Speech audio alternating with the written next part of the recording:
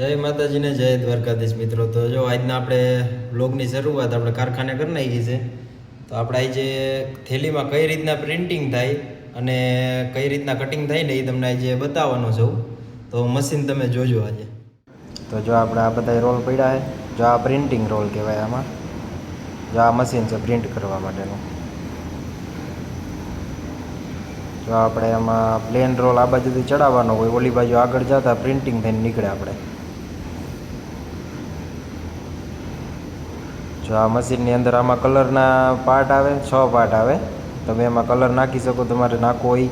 પછી એમાં સ્ટીરિયો લગાડવાનો આવે, આપણે જે નામ રાખવું હોય એ. અને આ આપણે સેટિંગ અહીંથી કરવાનું થાય બધું.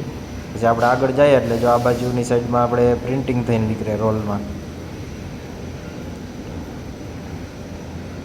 જો આ બાજુ આપણે પ્રિન્ટિંગ થઈને નીકળે છે રોલ. તો જોવો, જો આમાં આ નામ રાખેલું છે આપણે, એટલે એ રોલમાં અત્યારે ચડે છે. પછી આ રોલનું આપણે કટિંગ કરીશું. કટિંગનું મશીન હોતી આગળ તમને બતાવું હમણાં. આ રીતના ફૂલ પ્રેશરથી રોલ છે ને આપણે ટાઈટ બંધાઈ જાય છે. પછી જો આગળ આપણે આ મશીન કટિંગ કરવાનું હોય આપણે થેલીનું. જો આ રીતના આગળ હાલે. આમાં આપણે સાઈઝ જે રાખવી હોય એ આપણે આમાં રખાઈ દેવાની. પછી જો આગળ આ રીતના કટિંગ થાય.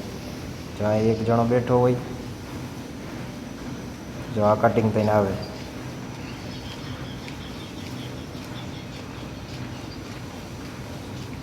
જો આપણે આ બાજુ કટિંગ થઈને આપણે જો અહીંયા વજન થાય.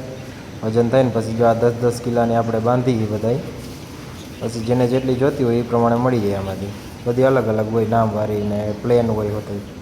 પછી જો આ ઠેલીનો ઉપયોગ આપણે ડ્રેસ, સાડીને એવું પેકિંગ કરવામાં હાલે.